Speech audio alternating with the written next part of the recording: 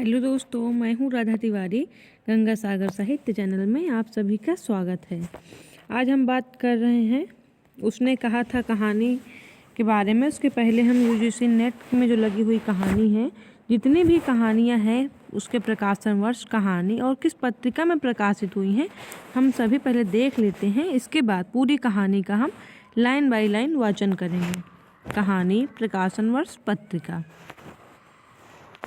एक टोकरी भर मिट्टी 1901 प्रकाशन वर्ष है। छत्तीसगढ़ मित्र पत्रिका में प्रकाशित हुई है। चंद्रदेव से मेरी बातें 1904 प्रकाशन वर्ष है। सरस्वती पत्रिका में प्रकाशित हुई है। दुलाई वाली, जिसका प्रकाशन वर्ष है 1907, सरस्वती पत्रिका में प्रकाशित हुई है। दुनिया का सबसे अनमोल रत्न कहानी, जिसका प्रकाशन वर्ष है 1907 या 8, जमाना पत्रिका में प्रकाशित है। 7 या 8 में से जो भी आपको एग्जाम में मिले उस आपको किसी एक में टिक करना है। कानों में कंगना 1913 प्रकाशन वर्ष से इंदु पत्रिका में प्रकाशित है। उसने कहा था, जो कहानी आज हम पढ़ रहे हैं, लाइन बाय लाइन वाचन करेंगे, 1915 प्रकाशन वर्ष है। सरस्वती पत्रिका में प्रकाशित हुई है। आकाशदीप 1928 या 29 प्रकाशन वर्ष है। अपना अपना भाग्य कहानी का प्रकाशन वर्ष है 1929 या 31। विशाल भारत पत्रिका में प्रकाशित है। आपको एग्जाम में कोई एक ही मिलेगा, या तो 29 या तो 31। ईदगाह 1933 प्रकाशन वर्ष है। चांद पत्रिका में प्रकाशित हुई है।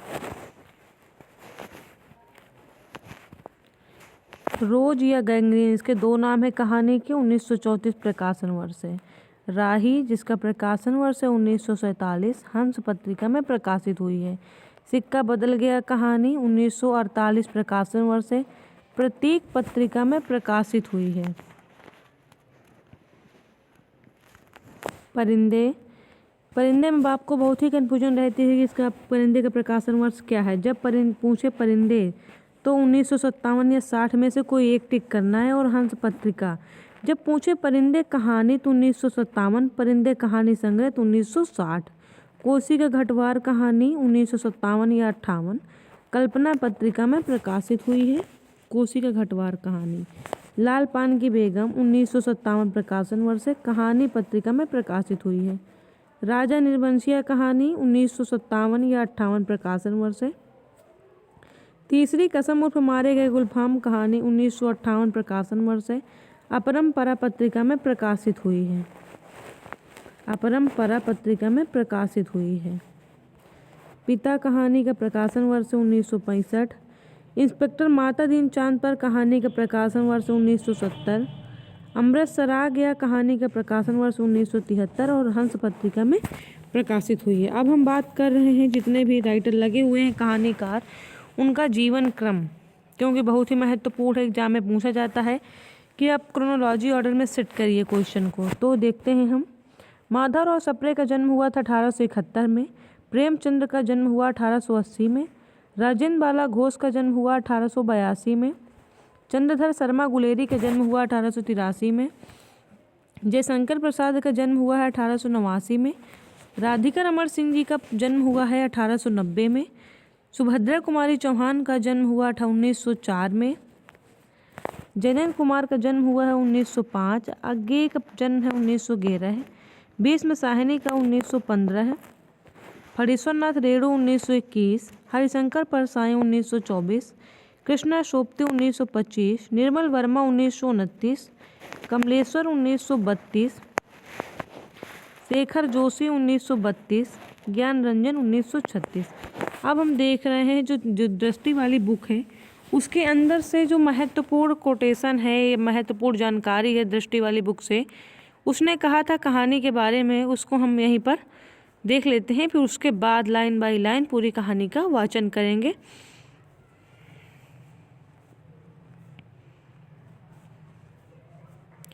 क्योंकि अगर हम कोई चीज़ पढ़ रहे हैं, उसका महत्वपूर्ण फैक्ट नहीं पढ़ रहे हैं, तो फिर समझ में नहीं आएगा।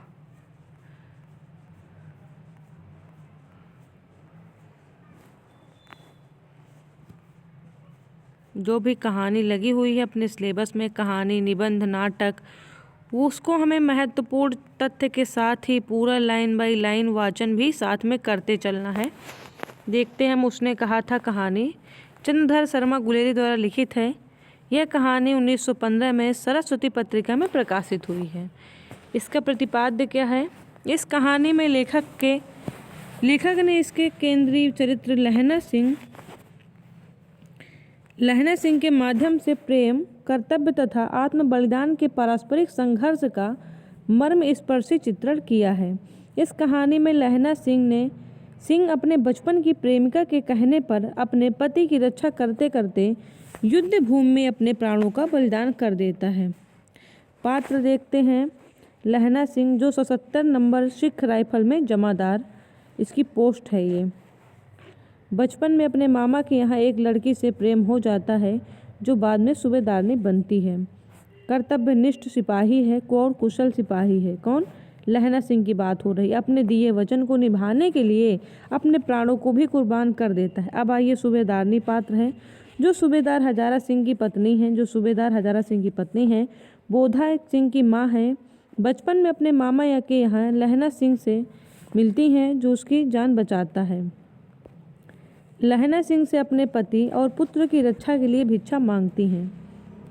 सूबेदार हजारा सिंह जो सूबेदारनी के पति हैं और बोधा सिंह के पिता हैं।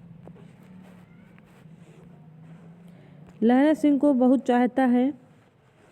सरकार ने खुश होकर उसको जमीन दे दी थी। कहाँ? लालमपुर में। बोधा सिंह हजारा सिंह और सूबेदारनी का पुत्र पात्र हैं। युद्ध में घायल होने पर लहना सिंह उसे अपने गर्म कपड़े और अपना बिस्तर भी देता है बोधा सिंह को। गौड़ पात्र हैं वजीरा सिंह, जो कि पलटन का विदूषक है।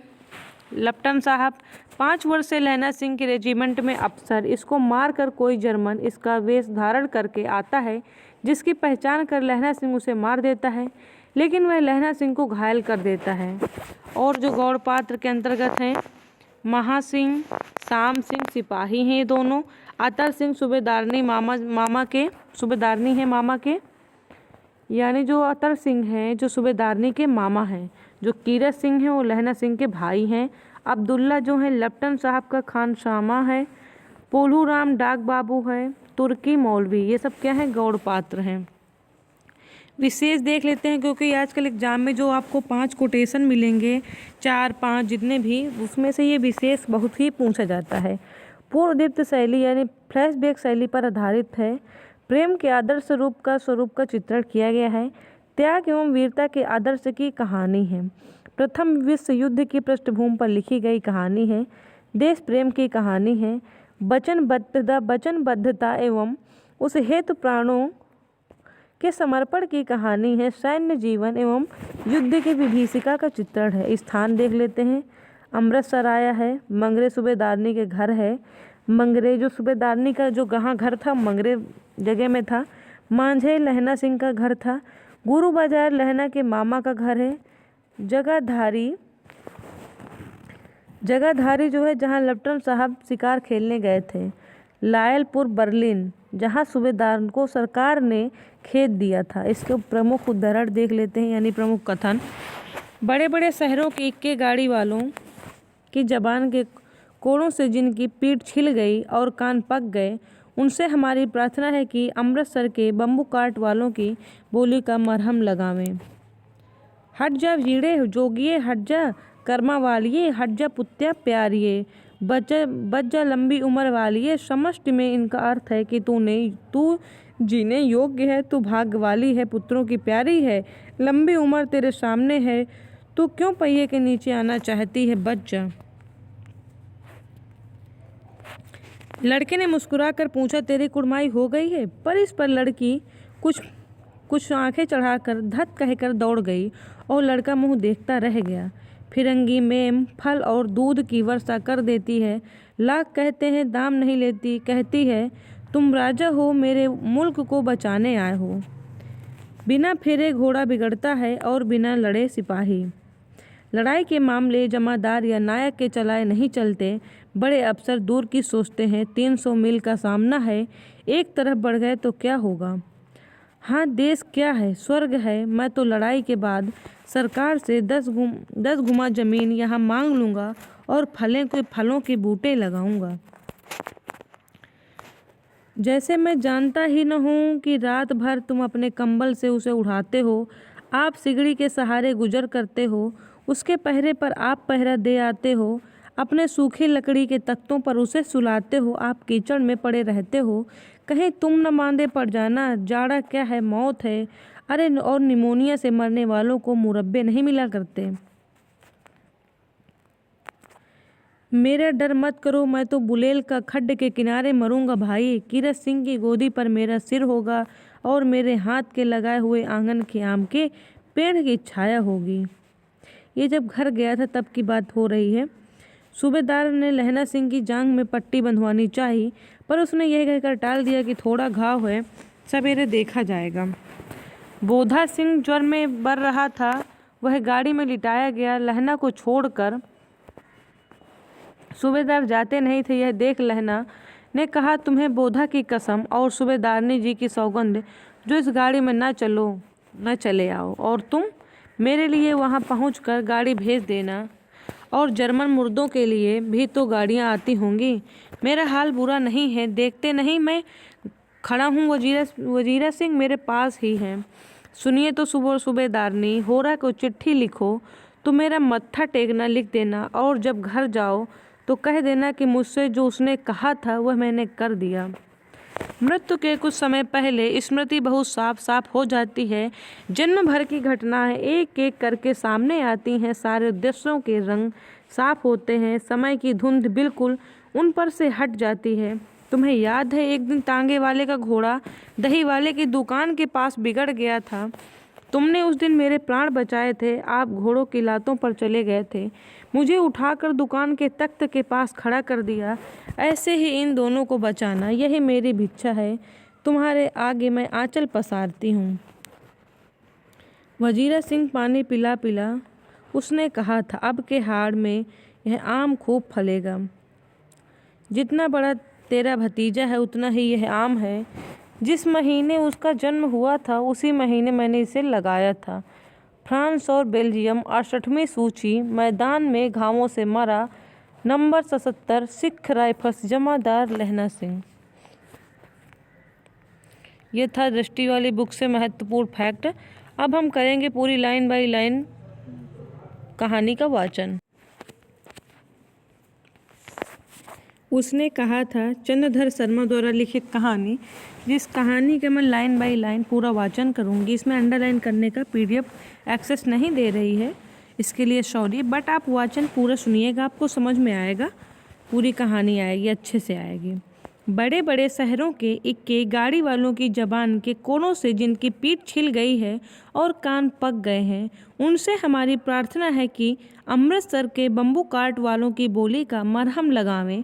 जब बड़े बड़े शहरों की चौड़ी सड़कों पर घोड़ों की पीठ चाबुक से धुनते हुए इक्के वाले कभी घोड़े की नानी से अपना निकट संबंध स्थिर करते हैं, कभी राह चलते पैदलों की आँखों के न होने पर तरस खाते हैं, कभी उनके पैरों की अंगुलियों के पैरों को चीथ कर अपने ही को सताया हुआ बताते हैं, और संसार भर की ग्लानि, निराशा और क्षोभ के अवतार बने नाक की सीध चले जाते हैं। तब अमृतसर में उनकी बिरादरी वाले तंग चक्करदार गलियों में हर एक लड्डी वाले के लिए ठहर कर सब्र का समुद्र उमड़ कर बचो खालसा जी, हटो भाई, ठहरना भाई, आने दो लाला जी बाछा, करते हुए सफ़ेद फेटो खच्चरों और बत्तखों घने और खूमचे भरे वालों के जंगल में से राह खेते हैं। क्या मजाल है कि जी साहब बिना सुने किसी को हटना पड़े। यह बात नहीं, उनकी जीभ चलती नहीं, पर मीठी छुरी की तरह महीन मार करती हुई यदि कोई बुढ़िया बार बार चितौनी देने भर भी लीक से नहीं हटती, तो उनकी बचनावली के ये नमूने हैं। हट जा जीड़े जोगिए, हट जा कर्मा वालिए, हट जा पुत्ता प्यारिए, बच जा लंबी वालिए। समष्टि में इनके अर्थ हैं कि तू जीने योग्य है, तू भाग्यों वाली है, पुत्रों की प्यारी है, लंबी उम्र तेरे सामने है, तू क्यों मेरे पहिए के नीचे आना चाहती है, बच जा।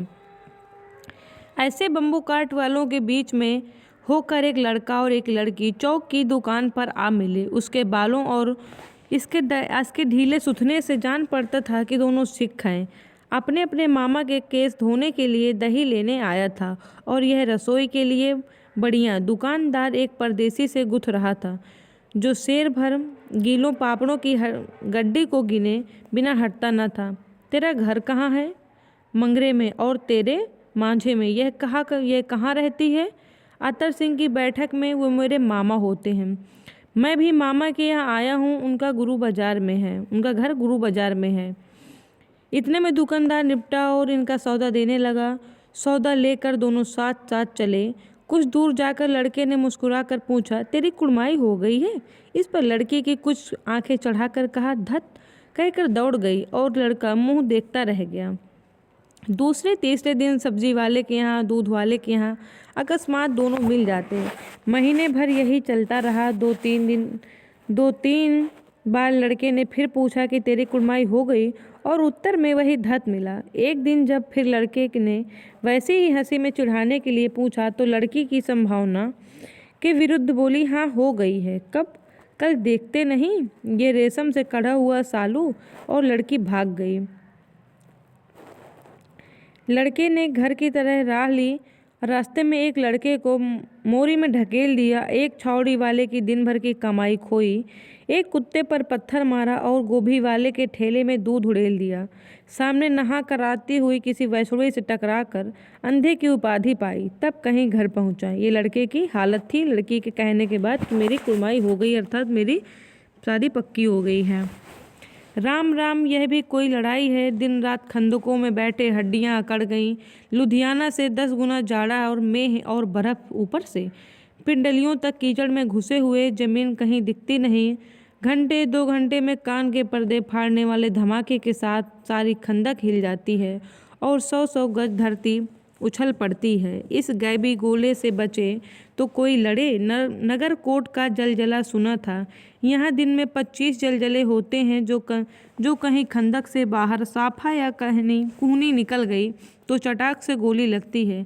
ना मालूम बेईमानी मिट्टी में लेटे हुए हैं ना या घास की पत्तियों में छिपे रहते हैं।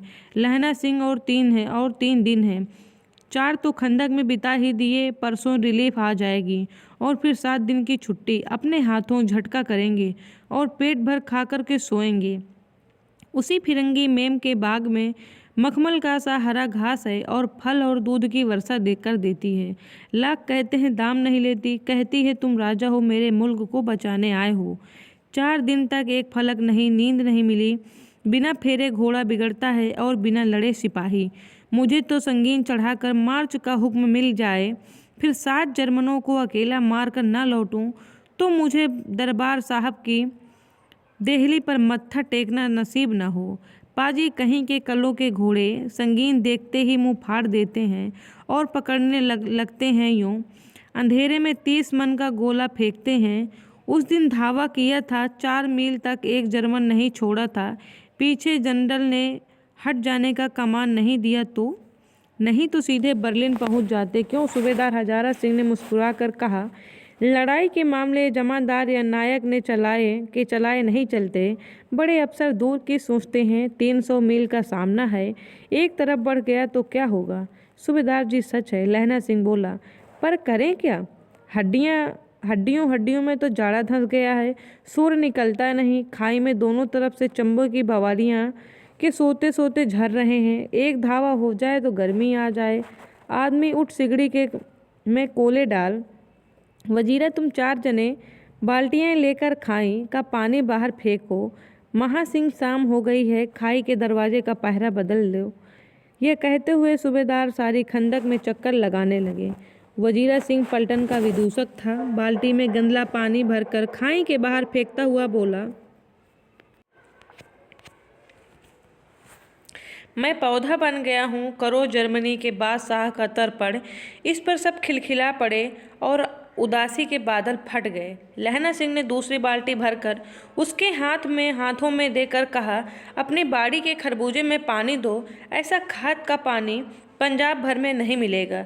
हाँ, देश क्या है, स्वर्ग है। मैं तो लड़ाई के बाद सरकार से 10 गुमा जमीन यहीं मांग लूँगा और फलों के बूटे लगाऊँगा।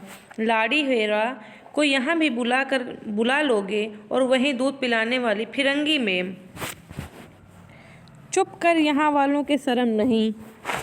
देश देश की चाल है, आज तक मैं उसे समझ ना सका कि सिख तंबाकू नहीं पीते। वह सिगरेट देने में हट करती है, ओंठों में लगाना चाहती है और मैं पीछे हटता हूँ तो समझती है कि राजा बुरा मान गया, अब मेरे मेरे मुल्क के लिए लड़ेगा नहीं। अच्छा, बोधा सिंह कैसा है? अच्छा है, जैसे मैं जानता ही न हूँ। रात भर तुम उसे अपने कंबल उसे उड़ाते हो और आप सिगड़ी के सहारे गुजर करते हो। उसके पहरे पर आप पहरा दे आते हो, अपने सूखे लकड़ी के तख्तों पर उसे सुलाते हो और आप कीचड़ में पड़े रहते हो। कहीं तुम न मांदे ना पड़ जाओ। जाड़ा क्या है, मौत है, और निमोनिया से मरने वालों को मुरब्बे नहीं मिला करते। मेरा डर मत करो, मैं तो बुलेल की गड्ढे के किनारे मरूंगा और भाई कीरत सिंह की गोदी पर मेरा सिर होगा और मेरे हाथ के लगाए हुए आंगन के आम के पेड़ की छाया होगी। वजीरा सिंह ने त्योरी चढ़ाकर कहा, क्या मरने मारने की बात लगाई है? मेरे मरे जर्मनी और तुर्क। हाँ भाइयों, कैसे? दिल्ली शहर ते पिसोर नु जान दिए, कर लेड़ा लौंगा द बापर मारिए, कर लेड़ा नवेड़ा दसौदा अड़िए, आए चाड़ा चटाका कुंदुओं नु, कद्दू बढ़ाया में वे मज़ेदार गोरियाँ, हुड़ चाड़ा चटाका कंदुए नु। कौन जानता था कि दाढ़ियों वालों घरबारी सिख ऐसा लुच्चों का गीत गाएंगे। पर सारी खंदक इस गीत से गूंज उठी और सिपाही फिर ताजे हो गए, मानो 4 दिन से सोते मौज ही करते रहे हों। दोपहर रात आ गई, अंधेरा है, सन्नाटा छाया हुआ है। बोधा सिंह खाली बिस्कुटों के 3 टिनों पर अपने दोनों कंबल बिछाकर और लहना सिंह के 2 कंबल और एक बरान कोट ओढ़कर सो रहा है। लहना सिंह पहरे पर खड़ा हुआ है, एक आंख खाई के मुंह पर है, एक बोधा सिंह के दुबले शरीर पर। बोधा सिंह कराह रहा है, क्यों भाई? क्यों बोधा भाई, क्या है? पानी पिला दो। लहना सिंह ने कटोरा उसके मुंह से लगाकर पूछा। कहो कैसे हो? पानी पीकर बोला बोधा। कंपनी छूट रही है, रोम रोम में तार दौड़ रहे हैं, दांत बज रहे हैं, कांपना यानी कपकपी आ रही है उसे। बोधा सिंह को मारे ठंडी के। अच्छा, मेरी जर्सी पहन लो। और तुम? मेरे पास सिगड़ी है और मुझे गर्मी लगती है, पसीना आ रहा है। ना, मैं नहीं पहनता, 4 दिन से तुम मेरे लिए। हाँ, याद आई, मेरे पास दूसरी गर्म जर्सी है, आज सवेरे ही आई है विलायत से, बुन कर भेज रही है मेरी गुरु, उनका भला करें। यूं कर लहना अपना कोट उतार कर जर्सी उतारने लगा। सच कहते हो और नहीं झूठ? यूं कहकर ना ही करते बोधा को जबरदस्ती अपनी जर्सी पहना दी और आप खाकी कोट और जीन का कुर्ता भर पहनकर पहरे पर खड़ा हुआ। मेम की जर्सी की कथा केवल कथा थी। आधा घंटा बीता, इतने में खाई के मुंह से आवाज़ आई, सूबेदार हजारा सिंह। कौन? लप्टन साहब। हुक्म हुजूर, कहकर सूबेदार तनकर फौजी सलाम करके सामने हुआ। देखो, इसी दम धावा करना होगा। मील भर की दूरी पर पूरब के कोने में एक जर्मन खाई है, उसमें 50 से ज़्यादा जर्मन नहीं है। इन पेड़ों के नीचे नीचे 2 खेत काट कर रास्ता है, 3-4 घुमाव है, जहाँ मोड़ है वहाँ 15 जवान खड़े करके मैं आया हूँ। तुम यहाँ 10 आदमी छोड़कर सबको साथ ले, उनसे जा मिलो। खंदक छीन कर वहीं जब तक दूसरा हुक्म न मिले डटे रहो। हम यहाँ रहेगा, जो हुक्म। चुपचाप सब तैयार हो गए। बोधा भी कंबल उतार कर चलने लगा। तब लहना सिंह ने उसे रोका। लहना सिंह आगे हुआ तो बोधा के बाप सूबेदार ने उंगली से बोधा को इशारा किया कि लहना सिंह समझकर चुप हो गया। पीछे 10 आदमी कौन रहे, इस पर बड़ी हुज्जत हुई। कोई रहना न चाहता था। समझा बुझा कर सूबेदार ने मोर्चा किया। लप्टन साहब की सिगड़ी के पास मुंह फेर कर खड़े हो गए और जेब से सिगरेट निकाल कर सुलगाने लगे। 10 मिनट बाद उन्होंने लहना के हाथ की ओर बढ़ाकर कहा, लो तुम भी पियो। आंख मारते मारते लहना सिंह सब समझ गया। मुंह का भाव छिपा कर बोला, आओ लाओ साहब। हाथ आगे करते ही सिगड़ी के उजाले में साहब का मुंह देखा, बाल देखे, तब उसका माथा ठनका। लप्टन साहब के पट्टियों वाले बाल एक दिन में ही कहाँ उड़ गए और उनकी जगह कैदियों से कटे बाल कहाँ से आ गए। शायद साहब शराब पिए हुए हैं और उन्हें बाल कटवाने का मौका मिल गया। लहना सिंह ने जांचना चाहा। लेफ्टिनेंट साहब 5 वर्ष से उसकी रेजिमेंट में थे। क्यों साहब, हम लोग हिंदुस्तान कब जाएंगे लड़ाई खत्म होने पर? क्यों, क्या यह देश पसंद नहीं है? नहीं साहब, शिकार के वे मज़े यहाँ कहाँ। याद है पार्सल, नकली लड़ाई के पीछे हम आप जागाधारी जिले में शिकार करने के लिए गए थे? हाँ हाँ, वहीं जब आप खोते पर सवार थे और आपका खानसामा अब्दुल्ला रास्ते के एक मंदिर में जल चढ़ाने को रह गया था। बेशक बाजी कहीं का। सामने से वह नील गाय निकली कि ऐसी बड़ी मैंने कभी न देखी थी, और आपकी एक गोली कंधे में लगी और एक पुट्ठे में निकली। ऐसे अफसर के साथ शिकार खेलने में मज़ा है। क्यों साहब, शिमले से तैयार होकर उस नील गाय का सिर आ गया था ना? आपने कहा था कि रेजिमेंट की मैस में लगाएंगे। हाँ, पर मैंने वह विलायत भेज दिया है। ऐसे बड़ी बड़ी सींग 2 फुट के होंगे। हाँ, लहना सिंह 2 फुट 4 इंच के थे। तुमने सिगरेट नहीं पिया? पीता हूँ साहब, दिया सलाई ले आता हूँ कर लहना सिंह खंदक में घुसा। अब उसे संदेह नहीं रहा तो उसने झटपट निश्चय कर लिया कि क्या करना चाहिए। अंधेर में किसी सोने वाले से वह टकराया। कौन, वजीरा सिंह? हाँ, क्यों लहना, क्या कयामत आ गई? जरा तो आंख लगने दी होती। होश में आ जाओ, कयामत आई है। लेफ्टिनेंट साहब की वर्दी पहन कर आई है। क्या लेफ्टिनेंट साहब या तो मारे गए हैं या कैद हो गए हैं। उनकी वर्दी पहनकर यह कोई जर्मन आया है? सूबेदार ने इसका मुंह नहीं देखा, मैंने देखा और बातें की। शोहरा साफ उर्दू बोलता है, पर किताबी उर्दू, और मुझे पीने को सिगरेट दिया है। तो अब मारे गए, धोखा है। सूबेदार होरा कीचड़ के चक्कर में काटते फिरेंगे और यहाँ खाई पर धावा होगा। उठो, एक काम करो, पलटन के पैरों के निशान देखते दौड़ जाओ। अभी बहुत दूर न गए होंगे। सूबेदार से कहो एकदम लौट आए। खंदक की बात झूठ है। चले आओ, खंदक के पीछे से निकल आओ। पत्ता तक न खड़के, देर मत करो। हुक्म तो यह है कि यहीं ऐसी तैसी हुक्म की। मेरा हुक्म जमादार लहना सिंह जो इस वक्त यहाँ है, सबसे बड़ा अफसर है, उसका हुक्म है। मैं लेफ्टिनेंट साहब की खबर लेता हूँ। पर यहाँ तो तुम 8 हो। 8 नहीं 10 लाख हैं। एक एक अकालिया सिख 1.25 लाख के बराबर होता है। चले आओ। लौटकर खाई के मुहाने पर लहना सिंह दीवार से चिपक गया। उसने देखा कि लेफ्टिनेंट साहब ने जेब से बेल के बराबर 3 गोले निकाले। तीनों को जगह जगह खंदक की दीवारों में घुसेड़ दिया और तीनों में एक तार सा बांध दिया। तार के आगे सूत की एक गुत्थी थी जिसे सिगड़ी के पास रखा। बाहर की तरफ जाकर एक दिया सलाई जलाकर गुत्थी पर रखने लगे। इतने में बिजली की तरह दोनों हाथों से उल्टी बंदूक को उठाकर लहना सिंह ने साहब की कूहनी पर तान कर दे मारा। धमाके के साथ साहब के हाथ से दिया सलाई गिर पड़ी। लहना सिंह ने एक कुंदा साहब की गर्दन पर मारा और साहब आंख मीन गोट कहते हुए चित्त हो गए। लहना सिंह ने तीनों गोले बीन कर खंदक के बाहर फेंके और साहब को घसीट कर सिगड़ी के पास लिटाया। जेबों की तलाश ली। 3-4 लिफाफे और एक डायरी निकलकर उन्हें अपने जेब के हवाले किया। साहब की मूर्छा हटी। लहना सिंह हंसकर बोला, क्यों लेफ्टिनेंट साहब, मिजाज कैसा है? आज मैंने बहुत बातें सीखी। ये सीखा कि सिख सिगरेट पीते हैं। यह सीखा कि जगाधारी के जिले में नील गाय होती हैं और उनके 2 फुट 4 इंच के सींग होते हैं। यह सीखा कि मुसलमान खानसामा मूर्तियों पर जल चढ़ाने जाते हैं और लेफ्टिनेंट साहब खोते पर चढ़ते हैं। पर यह तो कहो, ऐसी साफ उर्दू कहाँ से सीखाएं? हमारे लेफ्टिनेंट साहब तो बिन डेम के 5 लफ्ज भी नहीं बोला करते। लहना ने पतलून के जेबों की तलाश नहीं ली थी। साहब ने मानो जाड़े से बचने के लिए दोनों हाथ जेब में डाले। लहना सिंह कहता गया, चालाक तो बड़े हो, पर माझे का लहना इतने बरस लेफ्टिनेंट साहब के साथ रहा। उसे चकमा देने के लिए 4 आंखें चाहिए। 3 महीने हुए। एक तुर्की मौलवी मेरे गांव में आया था। औरतों को बच्चे होने की ताबीज बांटता था और बच्चों को दवाई देता था। चौधरी के बड़ के नीचे मंजा बिछाकर हुक्का पीता रहता था और कहता था कि जर्मनी वाले बड़े पंडित हैं। वेद पढ़ पढ़ कर उसमें से विमान चलाने की विद्या जान गए हैं। गौ को नहीं मारते, हिंदुस्तान में आएंगे तो गौ हत्या बंद कर देंगे।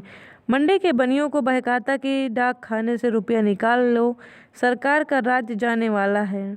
डाक बाबू पोल्हूराम भी डर गया था। मैंने मुल्ला जी की दाढ़ी मोड़ दी थी और गांव से बाहर निकाल कर कहा था कि जो मेरे गांव में आप पैर रखा तो साहब की जेब में से पिस्तौल चला और लहना की जांघ की गोली में लगी। लहना सिंह की जो जांघ में एक गोली लगी। इधर लहना की हेनरी मार्टिन के 2 फायरों ने साहब की कपाल क्रिया कर दी। धड़ाका सुनकर सब दौड़ आए। बोधा चिल्लाया, क्या है? लहना सिंह ने उसे यह कहकर सुला दिया कि एक हड़का हुआ कुत्ता आया था, मार दिया और औरों से सब हाल कह दिया। सब बंदूकें लेकर तैनात हो गए। लहना ने साफा फाड़ कर घाव के दोनों तरफ पट्टियां कर बांधी। घाव मांस में ही था। पट्टियों के कसने में लहू निकलना बंद हो गया। इतने में 70 जर्मन चिल्लाकर खाई में घुस पड़े। सिखों की बंदूकों की बाढ़ ने पहले धावे को रोका, दूसरे को रोका, पर यहाँ 8 लहना सिंह तक कर मार रहा था। वह खड़ा था और लेटे हुए थे और वे 70 अपने मुर्दा भाइयों के शरीर पर चढ़कर जर्मन आगे घुस आते थे। थोड़े से मिनटों में वे अचानक आवाज़ आई, वाह गुरुजी की फतह, वाह गुरुजी का खालसा, और धड़ाधड़ बंदूकों के फायर जर्मनी के पीठ पर पड़ने लगे। ऐन मौके पर जर्मन 2 चक्की के पाटों के बीच में आ गए। पीछे से सूबेदार हजारा सिंह के जवान आग बरसते थे और सामने लहना सिंह के साथियों के संगीन चल रहे थे। पास आने वाले पीछे वालों ने संगीन पिरोना शुरू कर दिया। एक किलकारी और अकाल सिक्खा दी फौज आई। वाह गुरुजी फतह, वाह गुरुजी दा खालसा, सत श्री अल्लाह पुरुख, और लड़ाई खत्म हो गई। 63 जर्मन या तो खेत रहे थे या करा रहे थे। सिखों में 15 के प्राण गए। सूबेदार के दाहिने कंधे में से गोली आर पार निकल गई। लहना सिंह की पसली में एक गोली लगी। उसने घाव को खंदक की गीली मिट्टी से पूर लिया और बाकी का साफा कसकर कमरबंद की तरह लपेट लिया। किसी को खबर न हुई कि लहना सिंह को दूसरा घाव भारी लगा है। लड़ाई के समय चांद निकल आया था, ऐसा चांद जिसके प्रकाश से संस्कृत कवियों का दिया हुआ छई नाम सार्थक होता है, और हवा ऐसी चल रही थी जैसे बाल भट्ट की भाषा में दंत वीड़ों पे देशाचार कहलाती। वजीरा सिंह कह रहा था कि कैसे मन भर फ्रांस की भूमि मेरे बूटों से चिपक रही थी। जब दौड़ा सूबेदार पीछे गया था। सूबेदार लहना सिंह से सारा हाल सुन और कागजात पाकर वे उसकी तुरंत बुद्धि को सराह रहे थे और कह रहे थे कि तू न होता तो आज सब मारे जाते। इस लड़ाई की आवाज़ 3 मील दाहिनी की ओर खाई वालों ने सुन ली थी। उन्होंने पीछे टेलीफोन कर दिया था और वहां से झटपट 2 डॉक्टर और 2 बीमार ढोने की गाड़ियां चली आई, जो कोई 1.5 घंटे के अंदर आ पहुंची। फील्ड अस्पताल नज़दीक था। सुबह होते होते वहां पहुंच जाएंगे, इसलिए मामूली पट्टी बांधकर एक गाड़ी में घायल लिटा दिए गए और दूसरी में लाशें रखी गईं। सूबेदार ने लहना सिंह की जांघ में पट्टी बंधवानी चाही, पर उसने यह कहकर टाल दिया कि थोड़ा घाव है, सवेरे देखा जाएगा। बोधा सिंह ज्वर में बर्रा रहा था। वह गाड़ी में लिटाया गया। लहना को छोड़कर सूबेदार जाते नहीं थे। यह देख लहना ने कहा, तुम्हें बोधा की कसम और सूबेदार ने जी की सौगंध, जो इस गाड़ी में न चले जाओ। और तुम मेरे लिए वहां जाकर गाड़ी भेज देना। जर्मन मुर्दों के लिए तो गाड़ियां आती होंगी। मेरा हाल बुरा नहीं है, देखते नहीं मैं खड़ा हूँ। वजीरा सिंह मेरे पास ही हैं। अच्छा, पर बोधा गाड़ी पर लेट गया। भला आप भी चढ़ जाओ। सुनिए तो, सूबेदार ने होरा को चिट्ठी लिखो तो मेरा मत्था टेकना लिख देना, और जब घर जाओ तो कह देना कि मुझसे जो उसने कहा था वह मैंने कर दिया। गाड़ियाँ चल पड़ी। सूबेदार ने चढ़ते चढ़ते लहना का हाथ पकड़ कर कहा, तैने मेरे और बोधा के प्राण बचाए हैं। लिखना कैसा, साथ ही घर चलेंगे। अपने सूबेदारनी को तू ही कह देना उसने क्या कहा था। अब आप गाड़ी पर चढ़ जाओ। मैंने जो कहा वह लिख देना और कह भी देना। गाड़ी के जाते जाते लहना लेट गया। वजीरा पानी पिला दे और मेरा कमरबंद खोल दे। तर हो रहा है। मृत्यु के कुछ समय पहले स्मृति बहुत साफ हो जाती है। जन्म भर की घटनाएं एक एक करके सामने आती हैं। सारे दृश्यों के साफ रंग होते हैं। समय की धुंध बिल्कुल उन पर से हट जाती है। लहना सिंह 12 वर्ष का है। अमृतसर में मामा के यहाँ आया हुआ है। दही वाले के यहाँ, सब्जी वाले के यहाँ, हर कहीं उसे एक 8 वर्ष की लड़की मिल जाती है। लहना सिंह की उम्र 12 वर्ष थी और एक लड़की की उम्र 8 वर्ष थी। जब वह पूछता है तेरी कुड़माई हो गई, तब धत कहकर वह भाग जाती है। एक दिन उसने वैसे ही पूछा तो उसने कहा हाँ कल हो गई है। देखते नहीं है रेशम के फूलों वाला सालू? सुनते नहीं। लहना सिंह को दुख हुआ, क्रोध हुआ। क्यों हुआ? वजीरा सिंह पानी पिला दो। 25 वर्ष बीत गए। अब लहना सिंह नंबर 77 राइफल्स में जमादार हो गए हैं। उस 8 वर्ष की कन्या का ध्यान ही न रहा, न मालूम वह कभी मिल रही थी या नहीं। 7 दिन की छुट्टी लेकर जमीन के मुकदमे की पैरवी करने वह अपने घर गया। वहाँ रेजिमेंट के अफसर की चिट्ठी मिली कि फौज लाम पर जाती है, फौरन चले आओ। साथ ही सूबेदार हजारा सिंह की चिट्ठी मिली कि मैं और बोधा सिंह लाम पर जाते हुए लौटते हुए हमारे घर होते जाना, साथ ही चलेंगे। सूबेदार का गांव रास्ते में पड़ता था और सूबेदार उसे बहुत चाहता था। लहना सिंह सूबेदार के यहाँ पहुँचा। जब चलने लगे तो सूबेदार बेड़े में से निकल कर आया और बोला, लहना सिंह सूबेदारनी तुमको जानती हैं, बुलाती हैं, जाकर मिलाना। लहना सिंह भीतर पहुंचा। सूबेदारनी मुझे जानती हैं। कब से? रेजिमेंट के क्वार्टरों में तो कभी सूबेदार के घर के लोग रहे नहीं। दरवाजे पर जाकर मत्था टेकना कहा। आशीष सुनी। लहना सिंह चुप। मुझे पहचाना नहीं? तेरी कुड़माई हो गई है? धत कल हो गई है। रेशमी बूटों वाली सालू अमृतसर में। भावों की टकराहट से मूर्छा खुली, करवट बदली, पसली का घाव बह निकला। वजीरा पानी पिला दो, उसने कहा था। स्वप्न चल रहा है, सूबेदार ने कह रही है। मैंने तेरे को आते ही पहचान लिया। एक काम कहती हूँ, मेरे तो भाग फूट गए।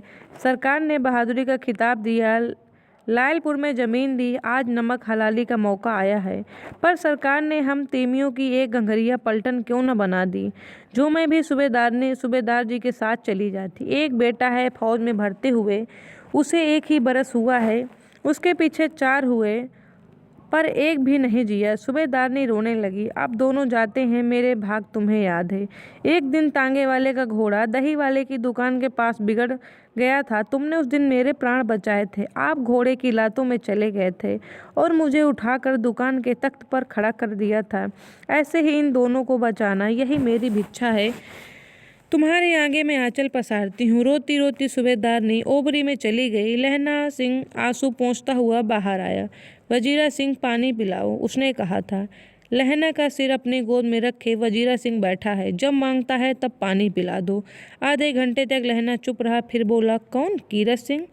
वजीरा ने कुछ समझा नहीं कर कहा, हाँ भैया, मुझे और ऊंचा कर ले, अपने पट्ट पर मेरा सिर रख ले। वजीरा ने वैसे ही किया।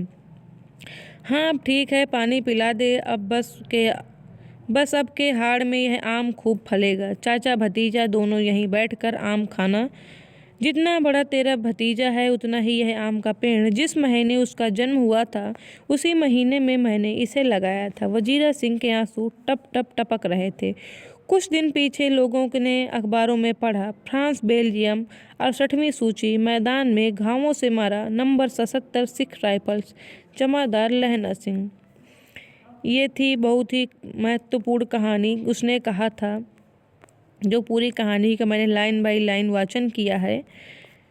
अभी के लिए इतना ही। धन्यवाद।